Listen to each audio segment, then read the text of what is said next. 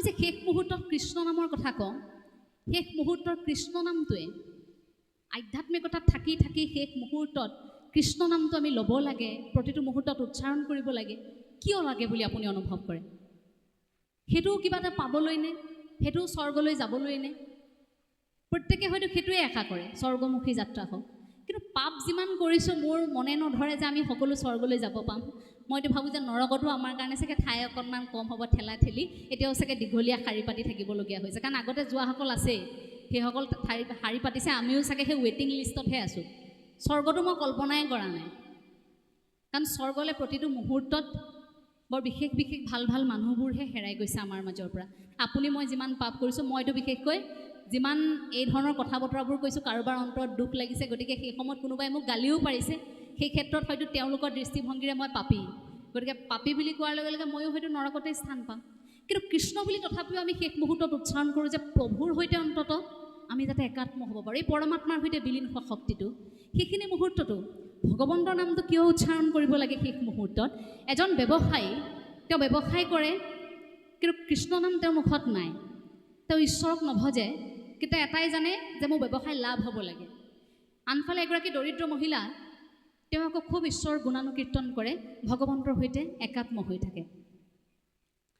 এদিন এটা প্ৰমাণ চাওঁ বুলি নাৰদ আৰু ভগৱান শ্ৰীকৃষ্ণ মৰ্ত্যলোকলৈ আহিছে সাধাৰণ ৰূপ ধাৰণ কৰি। প্ৰথমে সেই ব্যৱসায়ীগৰাকীৰ ঘৰতে সোমাইছে। তেওঁ ঘৰলৈ যেতিয়া সোমাইছে, তাত সোমোৱাৰ লগে লগে ভিক্ষা বিচাৰি সোমাইছে।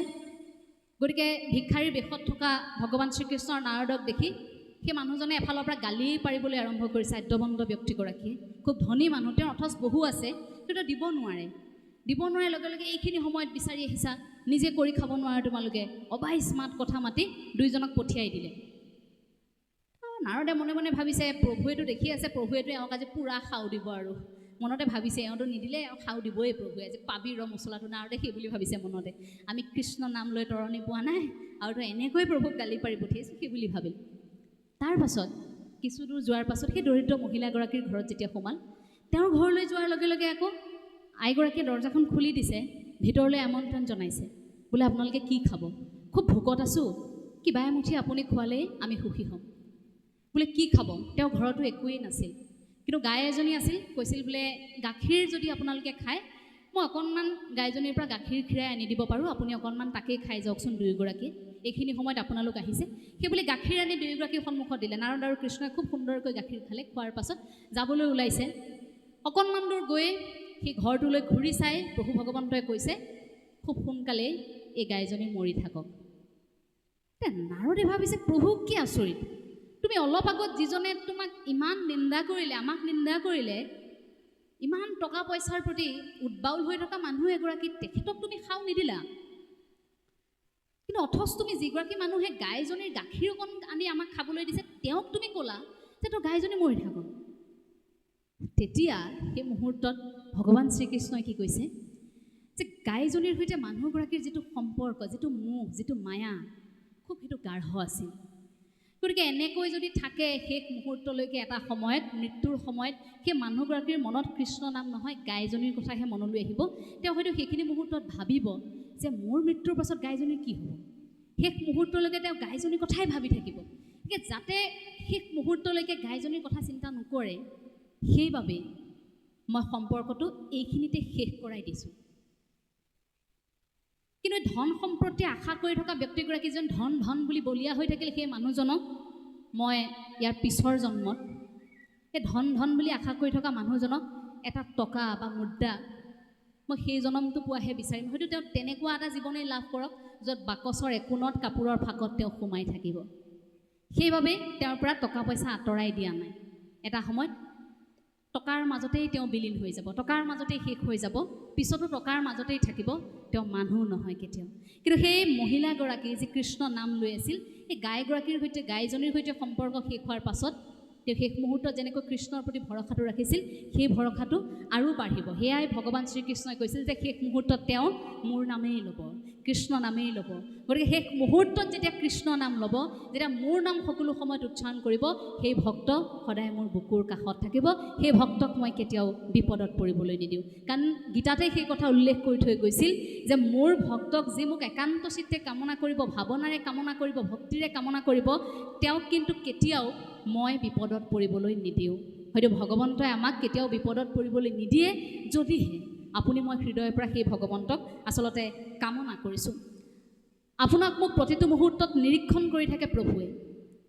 সেই নিৰীক্ষণটো উপলব্ধি কৰিবৰ বাবেই আপোনাক মোক আধ্যাত্মিকতাৰ প্ৰয়োজন। আজিকালি লাহে লাহে আমাৰ মাজত সম্পৰ্কবোৰ ফাট মেলিছেনে বাৰু? যদি সহজভাৱে কওঁ, আমাৰ মাজত এতিয়া হাই কাজিয়া বেছি হ'বলৈ আৰম্ভ কৰিছে। আজি নামঘৰত বহি আছোঁ, আমি একতাৰে আছোঁ, কিন্তু সঁচাকৈ যদি আপোনাক এটা প্ৰশ্ন কৰি, ইয়াত বহি থকা যিকোনো এগৰাকীক যদি সোধোঁ যে আজিলৈকে আপোনাৰ জীৱনত হাই কাজিয়া নোহোৱাকৈ আছেনে? কেতিয়াও হয়তো সেইটো সম্ভৱ নহয়। লাহে লাহে ই বৃদ্ধিহে পাইছে। এই বৃদ্ধি এনেভাৱে পাইছে যাৰ বাবে নেকি আমাৰ ঘৰবোৰ এতিয়া ঘৰ হৈ থকা নাই। আমাৰ ঘৰবোৰ এতিয়া বিল্ডিং অৰ্থাৎ হাউচ হৈছে। আমাৰ ঘৰবোৰ আগতে হোম আছিল, এতিয়া হাউচ হৈছে। এটা বিল্ডিং মাথো হ'বলৈ আৰম্ভ কৰিছে। যিখন ঘৰ সাজোতে মোৰ আই পিতাই বছৰ বছৰ লাগিল, সেইখন ঘৰ মই আৰু মোৰ দাদা মিলি এটা মাত্ৰ বিল্ডিং কৰি পেলালোঁ, য'ত কোনো আত্মীয়তা নাই, য'ত কোনো মৰম নাই, য'ত কোনো দয়া নাই, য'ত কোনো শ্ৰদ্ধা নাই। লাহে লাহে সেইবোৰ নোহোৱা হৈছে। সেইটো কিয় হ'বলৈ আৰম্ভ কৰিছে? তাতো আপোনালোকে ভাবেনে আমাৰ ল'ৰা ছোৱালীক সৰুতে যিটো সন্তানে আপুনি ভাগ কৰি খাবলৈ শিকাইছিল, এটা মৰ্টন কিনি আনিছে, আপুনি কৈছে যে এটুকুৰা দাদাক দিবা দেই, ল'ৰাটোৱে লৈ আহিছিল, সেই এটুকুৰা ককায়েকক দিছিল। বজাৰত আইচক্ৰীম এটা কিনিছে, শিশুটোৱে গম নাপায় আইচক্ৰীমটো গৰমত গলি যাব, কিন্তু পলিথিনত ভৰাই আইচক্ৰীমটো লৈ ৰৈ আছে। সেইটো কাম মই সৰুতে কৰিছিলোঁ। মই গমেই পোৱা নাছিলোঁ যে সেইটো ঘৰ গৈ পোৱালৈকে গলি থাকিব। মই কৈছিলোঁ দেউতাক দুটা কিনি দিয়া, দাদা আৰু মই খাম। গতিকে পলিথিন এটাত ভৰাই মই লৈছিলোঁ। ঘৰ আহি পাইছোঁ, দেখিছোঁ মাত্ৰ লাঠি দুডালহে তাত আছে। সেই লাঠি দুডাল পাই দাদা সুখী হৈছিল যে অন্তত ভনীয়েটো আনিছিল কিবা এটা। কিন্তু সেই মৰমবোৰ এতিয়া যেন ক'ৰবাত নোহোৱা হ'ল। দেউতাক মাকে সাজি থৈ যোৱা ঘৰখন, দুটা মহলা, ওপৰ মহলাত ডাঙৰজন থাকে, তলৰ মহলাত সৰুজন থাকে, দুয়োজনৰ মাজত কাজিয়া। ইজনে কিবা এটা ক'লে সিজনে সহ্য কৰিব নোৱাৰে, সিজনে কিবা এটা ক'লে সিজনে সহ্য কৰিব নোৱাৰে। আমাৰ সহনশীল সহ্যৰ গুণবোৰ ক'ৰবাত নোহোৱা হৈ গ'ল, আধ্যাত্মিকতা নোহোৱা হৈ গ'ল। ক'ৰবাত ঈশ্বৰমুখী চিন্তাধাৰাবোৰ নথকাৰ বাবে, আমাৰ সহ্য গুণ নোহোৱাৰ বাবে আমি সহজে ইজনে সিজনক স্বীকাৰ কৰিব নোৱাৰা হৈ থাকিলোঁ। তেওঁৰ কথাবোৰ মানি ল'বলৈ টান পোৱা হৈ গ'লোঁ। কেতিয়াৰ পৰা হ'ল? যেতিয়াৰ পৰা বিবাহ পাশত আবদ্ধ হ'ল, তেতিয়াৰ পৰা লাহে লাহে পৰিয়ালৰ সদস্য বাঢ়িল, ল'ৰা ছোৱালী হ'ল, তাৰপাছত ফাট মেলিল। এহাল ককাই ভাইৰ কথা মই ক'ব বিচাৰিছোঁ। এতিয়া দুয়োজনৰ মাজত খুব কাজিয়া, একেখন ঘৰতে থাকে, দুয়োজনৰ মাজত ইমান কাজিয়া, ইজনে সিজনক চাব নোৱাৰে, সিজনে সিজনক চাব নোৱাৰে, খুব কাজিয়া, শুনিব নোৱাৰে ইজনে সিজনৰ কথা। ইজনে ভাবে দাদাই মোক বেয়া পায়, দাদাকে ভাবে যে ভাইটিয়ে মোক বেয়া পায়, ককায়েকে ভাবে যে ভাইটিয়ে মোক বেয়া পায়। দুয়োজনৰ মাজত সম্পৰ্কৰ ফাট। কিন্তু হঠাৎ এদিন অনুষ্ঠান এটা পাতিবলৈ চান্দা বিচাৰি কেইজনমান ব্যক্তি তালৈ গ'ল। এতিয়া চান্দা বিচাৰি যোৱা ব্যক্তি কেইগৰাকী তলৰ মহলাত থকা ভাইটিৰ ঘৰত সোমাইছেহে। সোমাই তাত চান্দা ল'লে। লোৱাৰ পাছত ওপৰৰ পৰা ককায়েকে সেই দৃশ্যটো দেখি আছে। তেওঁলোকে চান্দাটো সেইখন ঘৰৰ পৰা লোৱাৰ পাছত এতিয়া ওপৰ মহলালৈ যাবলৈ আৰম্ভ কৰিছিলহে। তেতিয়া তলৰ মহলাত ভায়েকে কৈছে, কিয়? মই দিলোঁ নহয়, আমি একেখন ঘৰৰে, দাদাই আকৌ কিয় বেলেগ কৈ দিব? এয়া দাদাৰ মোৰ ফালৰ পৰাই দিছোঁ। সেই কথাষাৰ ওপৰ মহলাত থকা ককায়েকে শুনি আছিল। সেইখিনি সময়ত শুনি ককায়েক আচৰিত, আৰে ইমান দিন যিখন ঘৰত আছোঁ সেইখন ঘৰৰ তলৰ মহলাত মই ভাবি আছিলোঁ মোৰ ভাইটিয়ে মোক বেয়া পায়, আমাৰ মাজত সম্পৰ্কত ফাট মেলিবলৈ আৰম্ভ কৰিছে।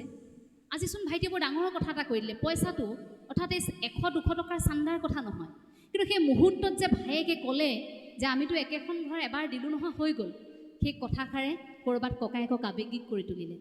তাৰপাছত ককায়েকেও নিজৰ সন্তানক শিকোৱা হ'ল যে তোমালোকে বেছিকৈ উৎপাত নকৰিবা, তলত তোমাৰ খুৰাই আমনি পাব। তোমালোকে হুলস্থুল নকৰিবা, আমনি পাব।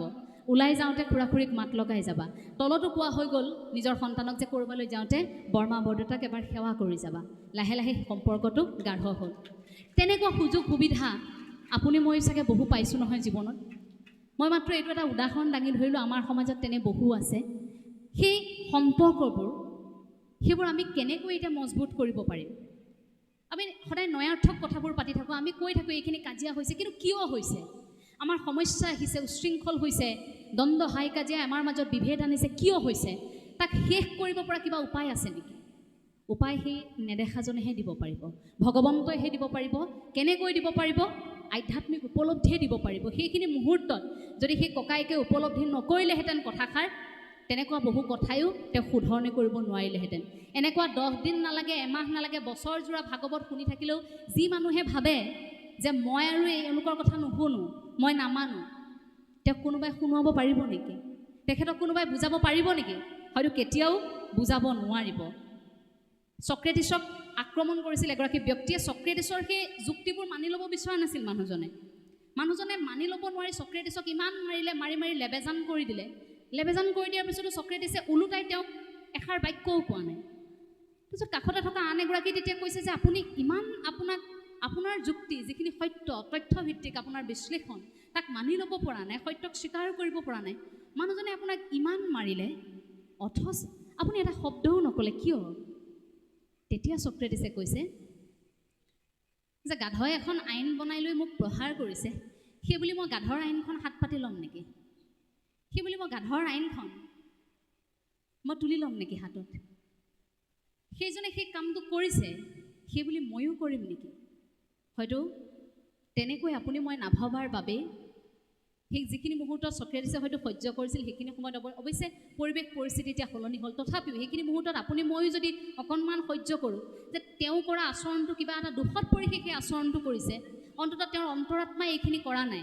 কথাও যদি কৈছে, তেওঁ যিটো শব্দ প্ৰয়োগ কৰিছে সেইটো এটা শৰীৰ, তেওঁৰ শব্দ প্ৰয়োগ কৰিছে, তেওঁৰ মুখখনে সেই শব্দকেইটা কৈছে, সেইটো ভুল হৈ যাব পাৰে।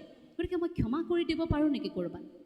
তেওঁ মোক প্ৰহাৰ কৰিছে, মোৰ হাত এখনে প্ৰহাৰ কৰিছে, মই ক'ৰবাত অকণমান তেওঁক ভাবিব পাৰোঁ নেকি এনেকৈ যে তেওঁ ক'ৰবাত মোৰ সৈতে ভুল বুজাবুজি হৈছে, ক'ৰবাত অন্তৰাত্মাইতো সেই কথাখিনি হয়তো কোৱা নাই, হয়তো ক'ৰবাত তেওঁ আঘাত পাই এইখিনি কাম কৰিলে। গতিকে মই আকৌ এবাৰ মাৰি কিয় শত্ৰুতা বঢ়াই লওঁ? মই প্ৰতিশোধ কিয় পূৰাবলৈ যাওঁ?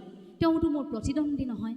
এই বুলি যদি আমি প্ৰত্যেকেই অনুভৱ কৰোঁ আধ্যাত্মিকতাৰ মাজেৰে, তেতিয়া হয়তো আপোনাৰ মোৰ মাজত এই বেয়া খবৰবোৰ, আপুনি মই প্ৰত্যেক দিনেই পাই থকা সেই বেয়া খবৰবোৰ অন্ততঃ আপোনাৰ মোৰ পৰা হয়তো আঁতৰি যাব, ক'ব নোৱাৰাকৈ আঁতৰি যাব।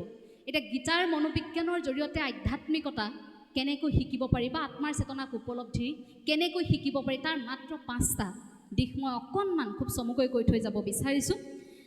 গীতাৰ মনোবিজ্ঞানৰ জৰিয়তে আপুনি মই যদি শিকিবলগীয়া আছে, তাৰ পৰা যিমান শিকিবলগীয়া আছে সেইখিনি মই খুব কম সময়ৰ ভিতৰত কৈ শেষ কৰিব কেতিয়াও নোৱাৰোঁ, কাৰণ ই এটা বিশাল পৰিসৰ, যিটো এতিয়া বিভিন্ন দেশে স্বীকাৰ কৰিবলৈ আৰম্ভ কৰিছে। সকলোৱে সেইটো মানি লৈছে যে গীতাৰ মনোবিজ্ঞান আজিৰ তাৰিখত আপোনাৰ মোৰ বাবে কিমান প্ৰযোজ্য। সেই উপদেশবোৰ কেৱল অৰ্জুনক দিয়া উপদেশ নহয়, সেইখিনি ভগৱান শ্ৰীকৃষ্ণই মনুষ্য জাতিক দিয়া উপদেশ আছিল।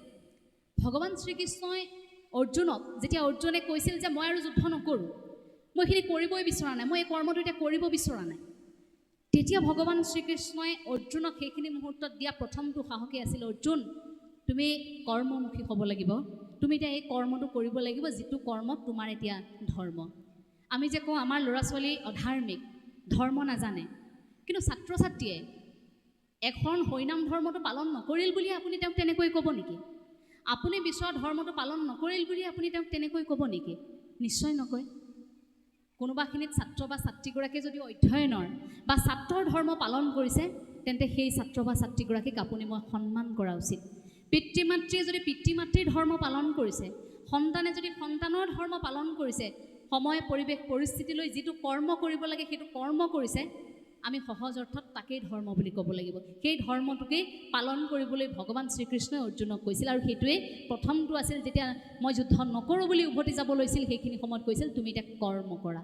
গতিকে সেই গীতাৰ মনোবিজ্ঞানৰ পৰা আমি সেই কথাটো আৰম্ভণিতে শিকিব পাৰোঁ যে তুমি কৰ্মত গুৰুত্ব দিয়া আৰু এটা নিৰ্দিষ্ট সময়ত তুমি এই কৰ্মফলটো তুমি লাভ কৰিবা। দ্বিতীয়তে, যে পৃথিৱীত যি হৈ আছে এই সকলোবোৰৰ এটা কাৰণ আছে। আজি মই আপোনালোকৰ সন্মুখত মাইক্ৰফোনটোলৈ দুই এটা কথা কৈছোঁ, ইয়াৰো এটা কাৰণ আছে।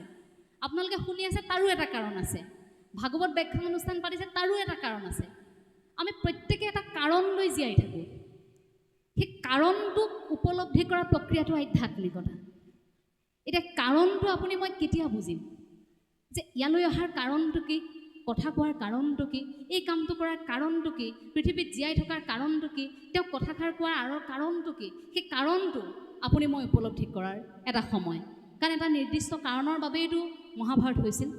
নিৰ্দিষ্ট কাৰণৰ বাবে প্ৰত্যেকগৰাকী আমাৰ বিজ্ঞানীয়ে যেতিয়া এটা নিৰ্দিষ্ট কাৰণৰ সন্মুখীন হৈছিল, এইটো কিয় হৈছিলে প্ৰশ্নটোৰ সন্মুখীন হৈছিল, সেই কাৰণটো বিচাৰিয়ে তেওঁলোকে তত্ত্বসমূহ উলিয়াই দিছিল, তেওঁলোকে ৰচনা কৰিবলৈ আৰম্ভ কৰিছিল। গুৰুজনে হয়তো তেনেকৈ সৃষ্টি আজি আৰম্ভ কৰিছিল, যে কাৰণটো বিচাৰি।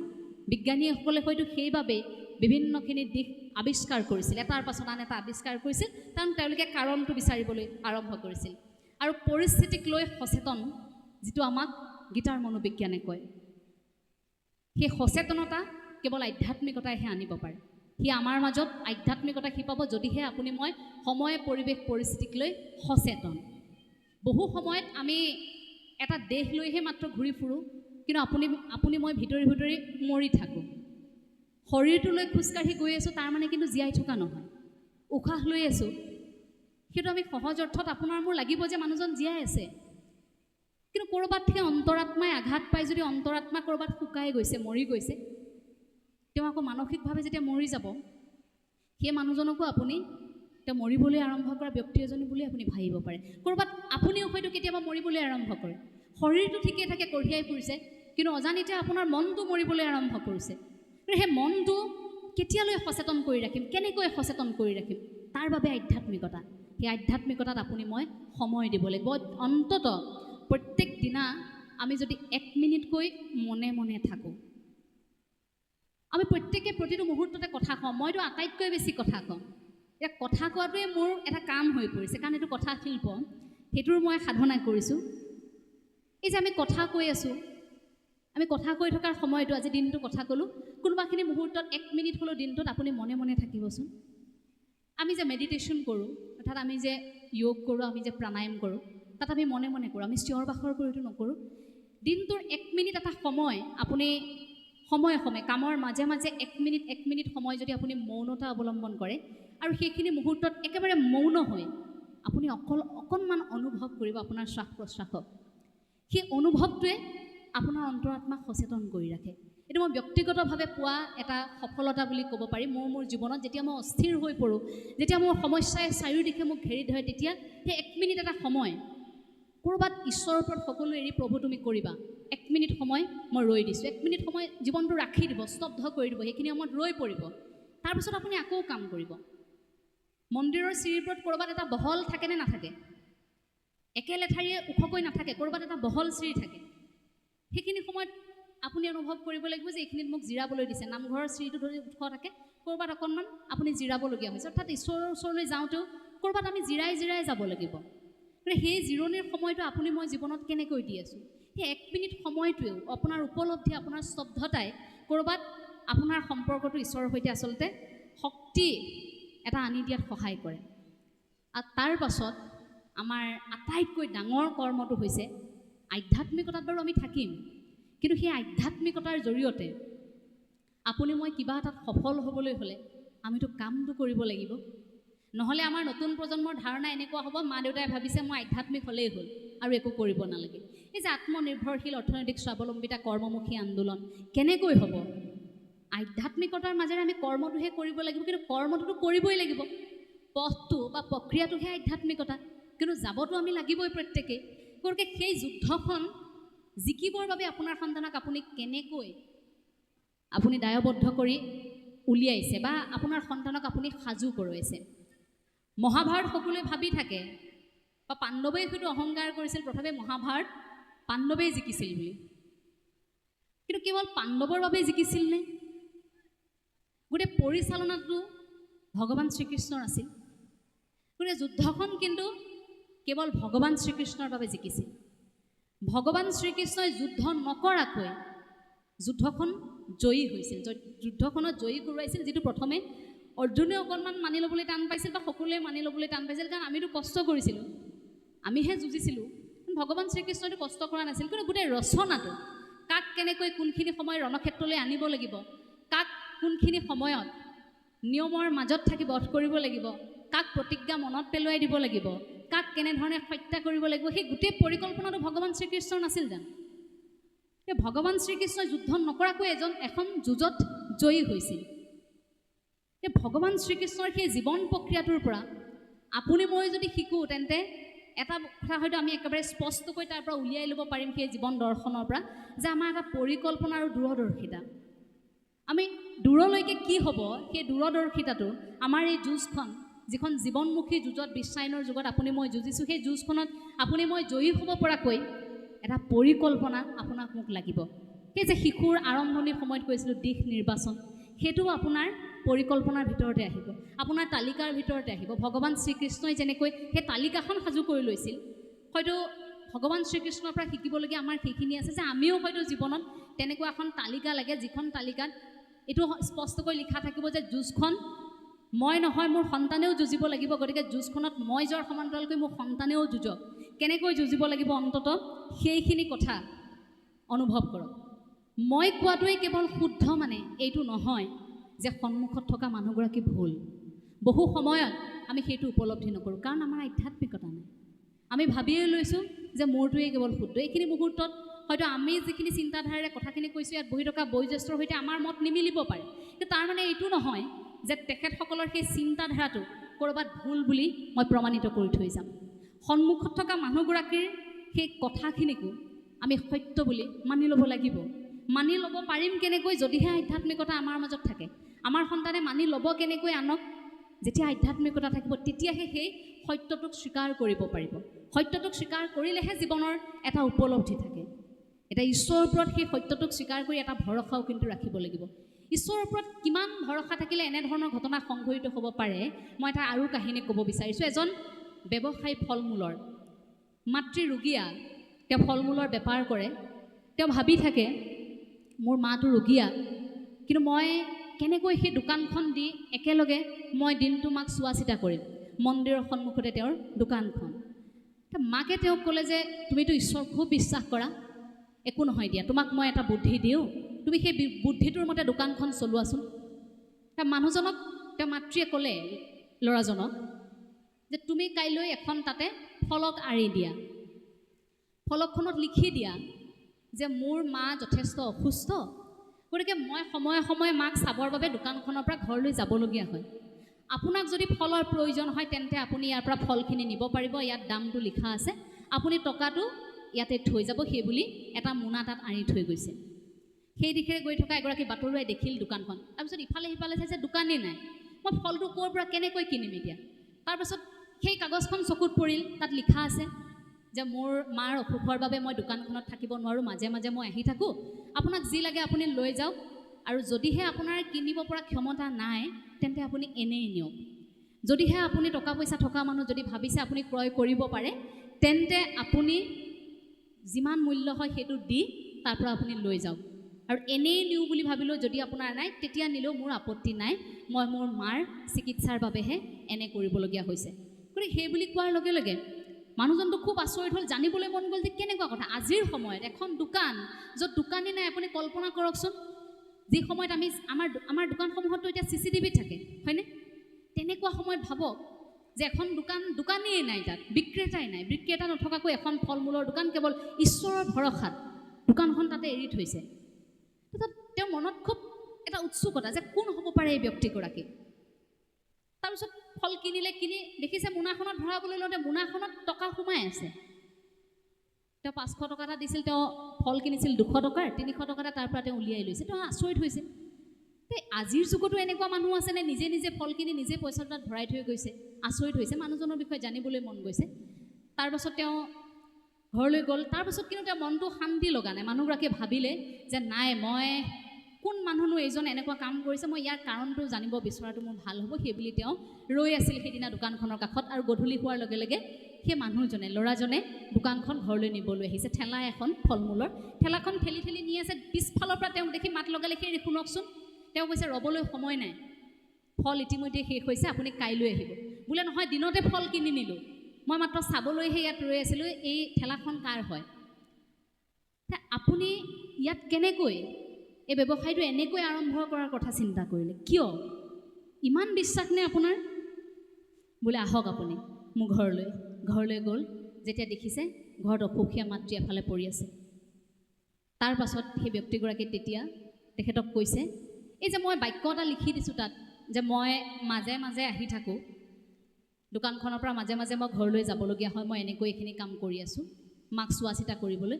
আচলতে তেওঁ মাজে মাজে নাযায়, সেইখন এনেইহে তাত আঁৰি থৈছে। তেওঁ ৰাতিপুৱাই গৈ ঠেলাখন তাত থৈ আহে, তেওঁ মাজে মাজে তালৈ নাযায়, তেওঁ চোৱাৰো প্ৰয়োজন বোধ নকৰে, তেওঁ মাকৰ শুশ্ৰূষাই কৰি থাকে। তেওঁ বিপাঙত পৰিহে সেই দোকানখন তেনেকৈ দিছিল আৰু এটা ভৰসা কৰিছিল ঈশ্বৰৰ ওপৰত। মাকে যেনেকৈ শিকাই দিছিল যে ঈশ্বৰে অন্তত তুমি যদি সৎ মনেৰে ঈশ্বৰ কামনা কৰিছা তেন্তে প্ৰভুৱে তোমাক কেতিয়াও নিৰাশ নকৰে আৰু ভাল মানুহৰ সৈতে তোমাৰ সম্পৰ্ক হ'ব। সেইবাবে বহু লোক তাত আহি কেতিয়াবা ফল কিনে, কোনোৱে 2 টকা বেছিকৈ দি থৈ যায়, কোনোৱে কিন্তু কমকৈ দি থৈ নাযায়। তাত এগৰাকী চিকিৎসকে আহিও তাত তলত নম্বৰটো লিখি থৈ গৈছে যে মই এগৰাকী চিকিৎসক, যদি মাৰ কেতিয়াবা বেছিকৈ অসুখ হয় এই নম্বৰটোত যোগাযোগ কৰিব। এনেকৈ সেই কাগজৰ টুকুৰাটো তাত দি থৈ গৈছিল। আজিৰ সময়ত সেয়া মানুহ, এই যে কথাবোৰ আপুনি মই ঈশ্বৰৰ ওপৰত ইমান বিশ্বাস, মানুহৰ ওপৰত ইমান বিশ্বাস, সেই বিশ্বাসটো আপোনাৰ মোৰ ঠুনুকা হৈছে। এতিয়া আমাৰ ঠুনুকা হৈছে এইবাবে কাৰণ বহু সময়ত আমাৰ বিশ্বাস ভাঙিছে। সেইবাবে আমি এই বিষয়টো একেবাৰে আওকাণ কৰি, আমি ধৰ্মৰ গোটেই বিষয়বস্তুক আমি আওকাণ কৰি আধ্যাত্মিকতাৰ বিষয়বস্তুৰ পৰা আমি আঁতৰিবলৈ আৰম্ভ কৰিছোঁ, কাৰণ আমাৰ বিশ্বাস ভাঙিছে। কাৰণ পূৰ্বতে সমাজখনৰ পৰা আমি যিটো আশা কৰিছিলোঁ সেইধৰণে পাইছিলোঁ, কিন্তু আজিৰ সমাজখনৰ পৰা আমি সেইখিনি নাপাওঁ বাবে ক'ৰবাত আপোনাৰ মোৰ সেই বিশ্বাসটো আমাৰ ভাঙিছে।